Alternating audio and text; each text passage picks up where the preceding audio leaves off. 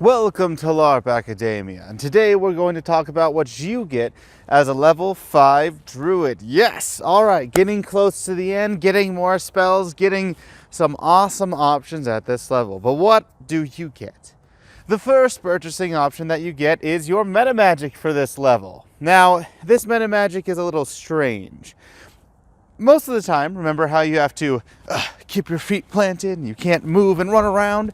Well, Ambulant lets you be able to actually move while casting a spell. All you need to say is Ambulant, and yes, you can cast this while moving and then cast a spell. If you really need to, you can say Ambulant Extension or Ambulant Swift, but if you combine meta magics, make sure that your feet are planted while you're doing both meta magic. So for example, I would say Ambulant Extension, or for another one, Ambulant Swift, and you start with your enchantment.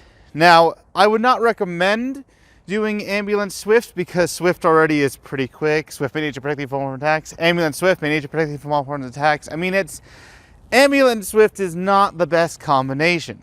Ambulant Extension, on the other hand, ooh, now that's where we get fun. Ambulant Extension, Healer, my power makes you frozen, my power makes you frozen, my power makes you frozen. Now, you only have a few verbals that you could really Ambulant Extension, as we talked about extension and its limitations in our level 3 druid video in the description down below. But Ambulant doesn't have to only be for your about 4 verbals. Ambulant can also be for your enchantments. Now, I know what you're wondering. You're wondering, Wizzo, I've never seen a druid use Ambulant on their enchantments. And you're right, because most druids are lazy and they say, hey, you, come over here, I'm going to enchant you. Now, you could say that's planning, practicality, whatever you want in the end. But really, it's a druid trying to stay in one spot and get everyone done as quickly as possible. However, that doesn't always happen past the beginning of the battle game. In the beginning, you can plan all this out, get all your enchantments, that's great. But if you need to, you can go to someone, Amulet, may nature protect you from more attacks, may nature protect you from more attacks, may nature protect you from all form of attacks. And then you can enchant them while moving after they've used their initial stone skin because, well, the game's gone on a while. And of course, people are going to die. This is Amtgard. Death's going to happen. So Ambulant can be a great way to reapply your enchantments. Ambulant also can be used with anything, not just enchantments and verbals. You could use it on a verbal that is touch, like mend or release, that you're going up to release a person. And the only thing that matters is at the end of the spell. So you could say, if your golem stuck, Amulet for the buddies are released, for the buddies are released, and then run over and try to make sure that they get their release as soon as possible. You can go through that, or you could also ambulantly charge spell balls. So Ambulant, strength device, mind evoke, strength device, mind evoke, strength device, mind evoke, wham!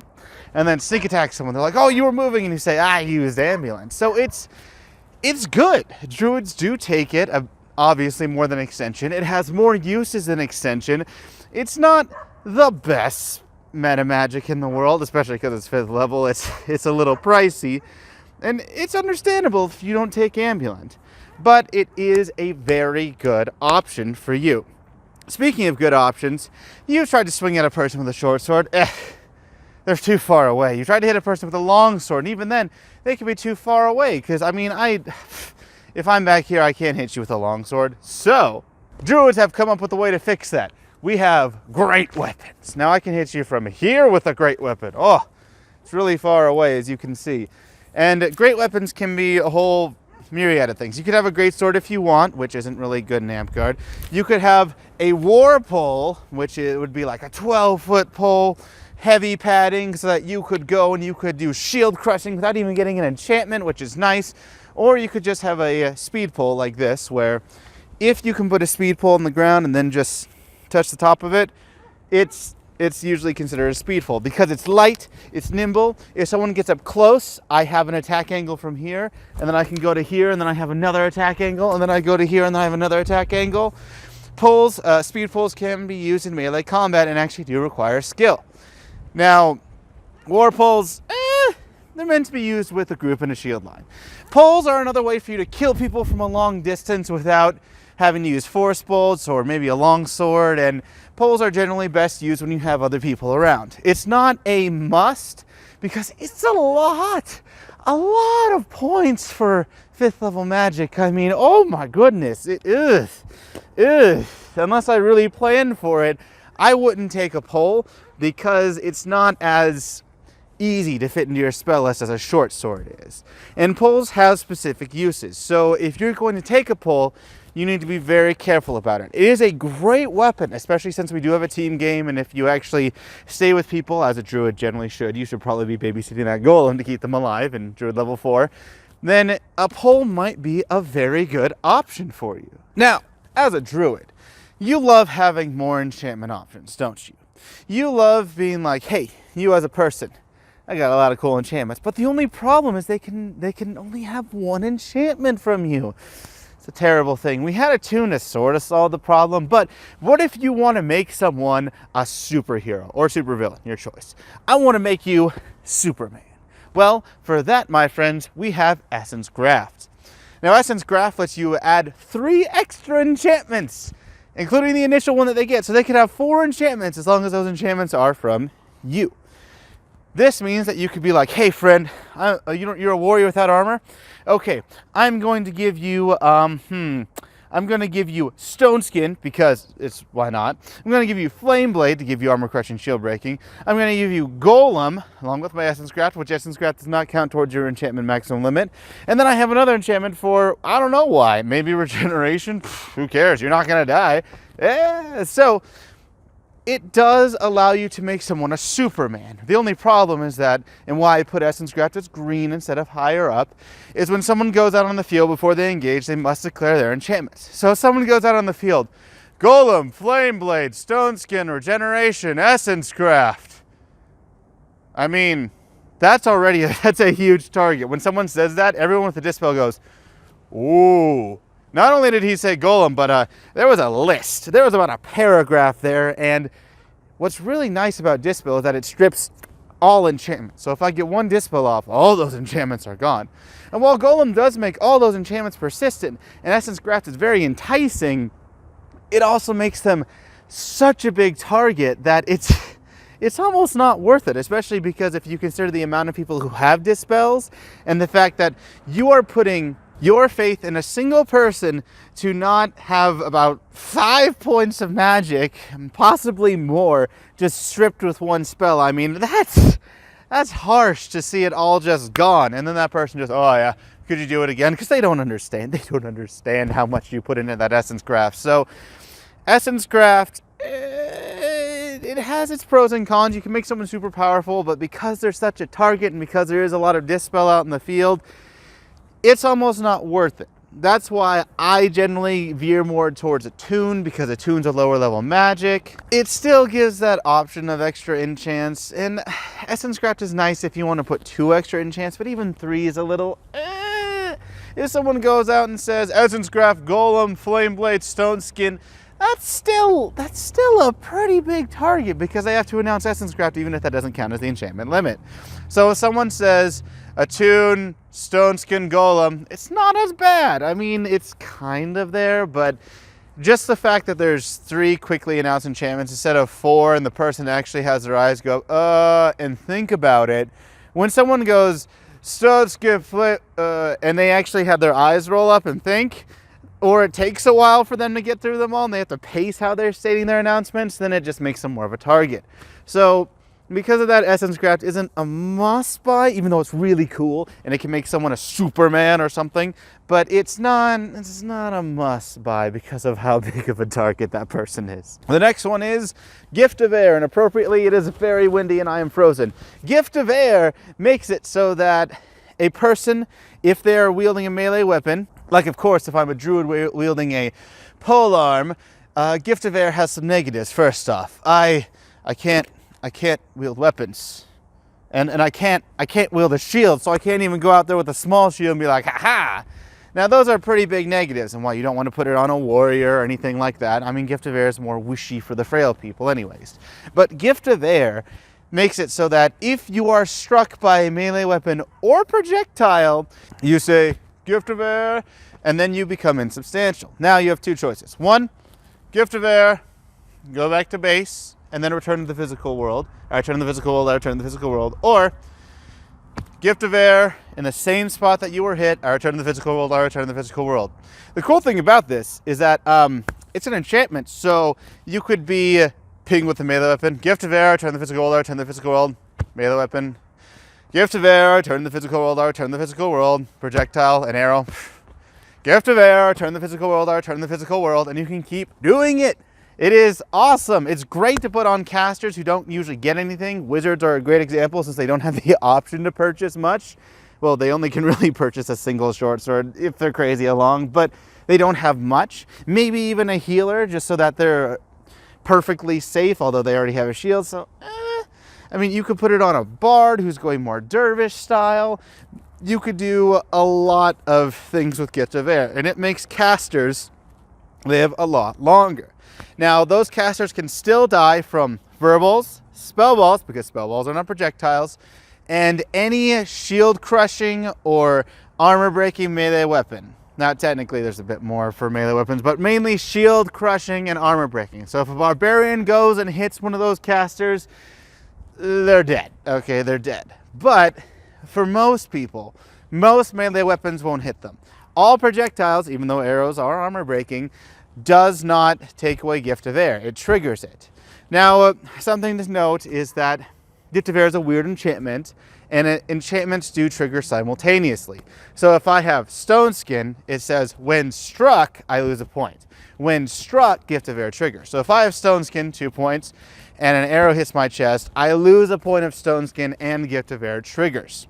I know it's a little bit weird, but enchantments do exactly what they say, and Gift of Air is a little weird one. Why I say this is because, well, I kind of did this, and I kind of made the whole game stop, and then I made our kingdom-wide Reeves have to take this in a Reeve test up until this point even, because it's a very technical question. I've made many people annoyed at this. So it's something I want to share with you so that if I ever visit your kingdom, you don't have your Reeves go, wait, what is this? And then put it on every Reeve test and start annoying the ever-loving daylight out of everyone out there. So, a little tidbit there with Gift of Air, just in case you're wondering as a druid. Gift of Air, though, is a great option for casters and will keep them alive a lot longer. Your next purchasing option is Heart of the Swarm. Now, it doesn't mean that you have a bunch of little spawns of like Zerg from StarCraft or something that come out from around you, although that would be really cool. It makes you the center of attention. It makes it so that people are able to spawn on you, sort of like Zerglings, but they're still the people on your team. You are base. Put it simply, you are base. They can respawn on you as they would Nirvana. So if you're doing a long game where Nirvana is just, I don't know, 100 feet off, oh man, that's so far, then you could walk 50 feet up and you could trigger Heart of the Swarm. Break out your lawn chair, sit down, and then just have everyone spawn on you as you just keep doing this hard-hitting, massive attack. And this is great for games where you need to take an objective like a castle where they have lower numbers than you, and you guys just need to get there faster and you have unlimited lives, you need to go, go, go, go, go, go, go. Then yes, Heart of the Swarm is great. The problem is that it does make you stop and takes up an enchantment limit on yourself, and it's self only. So if I have Heart of the Swarm, I'm not doing anything else. I am a lawn chair druid. I wasn't kidding when I said take out the lawn chair and put it down. Because if you're doing this properly, if you're doing this in a giant game or in a game where you're going to be able to live and by just standing there, and it's more beneficial for you to just sit and bring your team up, then yeah, bring a lawn chair. Be a lawn chair druid. Have some fun with that. This could be for even later on in the game after you've enchanted everyone. You're like, all right, my flame's burnt out, but I'm still going to be useful. Crack open a beer. Don't crack open a beer on the battlefield. It's a bad idea, but you get the idea. Crack open a water bottle, just sit down.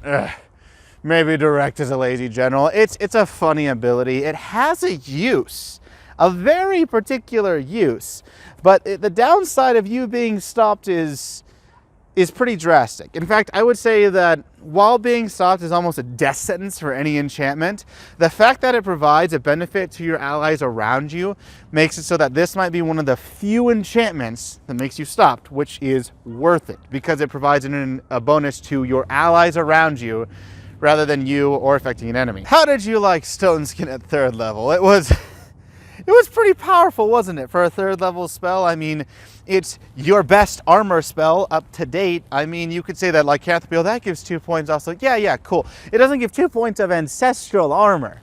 That's ridiculous. So why not just throw on an immunity? I mean, let's just give it an immunity. Immunity to flame. That's fine, right? Well, that's what Ironskin is. It gives you Stone Skin, 2 points of ancestral armor, and it gives you immunity to flame. This means that a lightning bolt hits your shield or your armor or whatever, immune. It hits a fireball, you're immune, whatever. It's pretty great. One thing to consider, though, with Ironskin that many people forget is that your immunities do not extend to your equipment unless they state.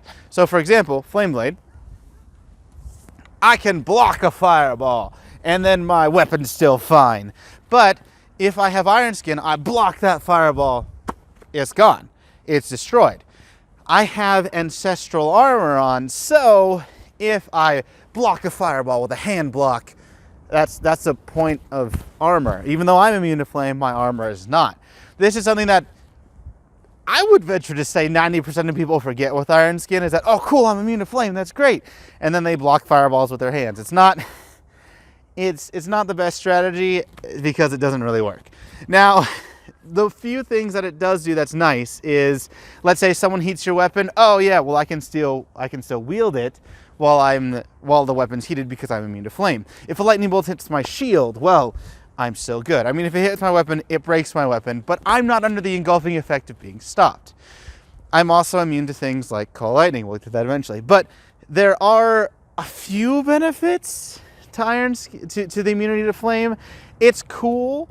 It's good because it's Stone Skin. You could only get 2 Stone Skin before, and now you're getting Stone Skin at 5th level, so 2 more options of it, which most druids take it because it's Stone Skin. Another option to get Stone Skin, even if it's 5th level with immunity. So that's the reason why it's purple. I know it's confusing, but why it's purple, that is. But Stone Skin is so good that people will just say, oh, you don't have Stone Skin? Do you have Iron Skin? And they'll hope you get it. Normally, druids do, because Stone Skin is the best armor that you can give. And most people don't wear armor, so armor's great. That's why Iron Skin's purple. It is awesome. Poison glands. Okay, this is not an enchantment that makes you stopped. It's not an enchantment that is used in another enchantment later on. It actually is an enchantment that makes a lower level enchantment unlimited. Now, that seems kind of cool, but what it does is it gives a person poison once per refresh charge times 3. So it makes them an assassin. That's cool. Problems though. 1, people have to actually charge it back. 2, assassins already have it. 3, people who aren't assassins go, I mean, I could use a Flame Blade instead. I mean, they know that there are better offensive enchantments. And while Poison Glands is kind of cool on paper, it's making poison better, and poison is your only per life enchantment. So, I mean, it's not a huge benefit because it just makes a per life enchantment a bit better. And it would be something different if it was, oh, you have Stone Skin and you're able to mend your armor. What? That's ridiculous. But the fact that you are making a per life enchantment unlimited for someone on the condition that they actually charge it, it's not a high sell. And most druids have realized this, that why don't I just take a bit more poisons? And if I really need to, A, I could die, or B, I could get a bard to help me with it. There's not a lot of good reasons to take poison glands. And most people, when they take it, honestly just use their first poison and forget that it's charge times 3. Because that's the problem with many enchantments that have a charge, is that people have to remember that it's chargeable and remember everything that it gives. And most people, they don't, unless it gives armor or something really cool that they like. Which, for example, Flame Blade gives a lot, but everyone knows what it does because it's so cool. Poison glands, most people don't like it. Most people don't take it, and it's not used correctly most of the time. So it's gray. It's bad due to all those circumstances. And while on paper it could possibly be red or orange, in practice, it's gray. Now, resurrection. Being able to bring people back from the dead seems like it would be a pretty good spell. But, okay, here's the thing. Monks get this once per refresh, charge times 10. Healers get, I mean, they can get it charge times 5 or charge times 3 once per refresh. It's freaking ridiculous. And you are able to use Resurrect. You're one of the few classes that are able to use Resurrect, which is great, but the volume of death in Amtgard is ridiculously high. So choosing that clutch moment to resurrect this person, not giving back their not repairing their equipment, not giving back their prayer lives, not really being able to make them as they were fresh, doesn't, and also it doesn't give them back their enchantments. It actually takes it away, unless they're persistent. Makes it so that resurrection as a clutch situation is not very likely and not very good. Now, the other part about resurrect is that some people could say that, oh, well, resurrection is used a lot. And monks, even if they're the only ones who can resurrect on their team, are very valuable because they can keep doing it. Yeah, you're right. It is. You're not, though, because your resurrect is a 5th level spell. And you can't even experience it. You can't make it chargeable. Using a 5th level magic, 1 point to do 1 resurrect. And that's just...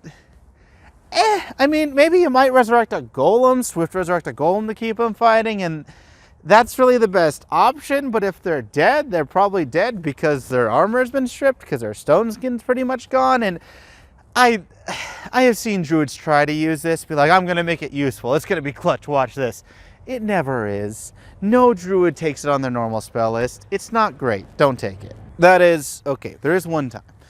If you are on a small field, there are only a few of you, like less than 5, and you are the only person with capabilities to resurrect, and you could swift resurrect, I could see it.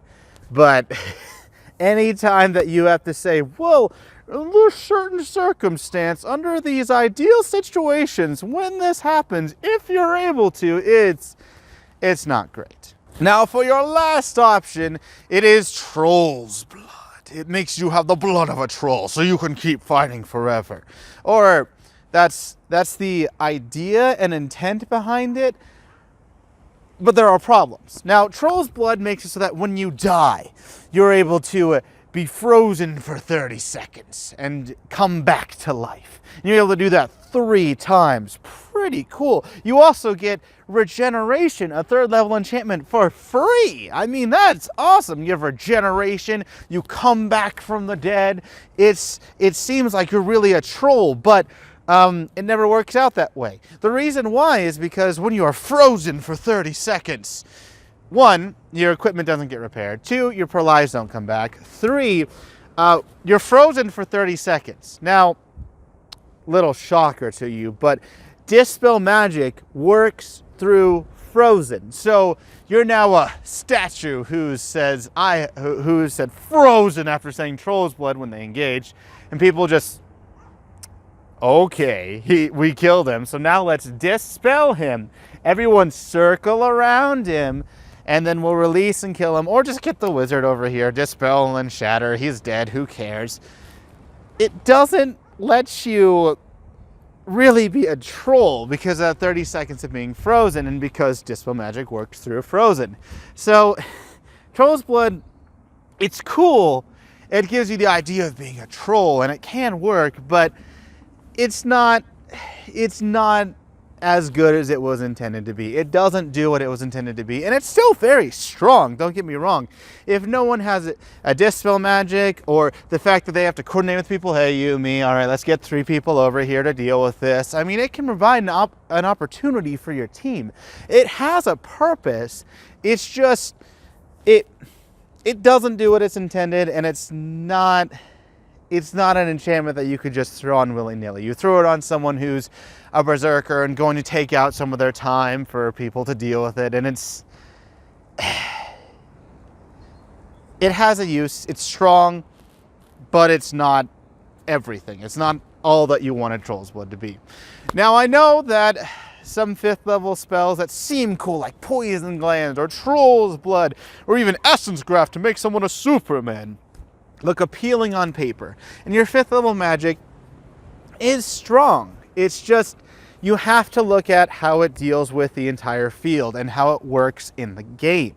In your field, you might find Troll's Blood is more effective because you might find that very few people use Dispel Magic, that they don't have enough people to coordinate. You might find that some of these spells are better for you depending on where you are, especially with 5th level more than any other level before, because they are so easy to disrupt, even though they're powerful. Now, I hope that this helps you understand your 5th level abilities, all the drawbacks, all the power on paper, and how you should think about applying them to your field. But what spells do you use a lot that normally probably wouldn't be the best? What makes them so good in your particular situation? I would love to hear your thoughts in the comments below, and I'd love to hear what is your favorite 5th level spell. Until next time, keep LARPing.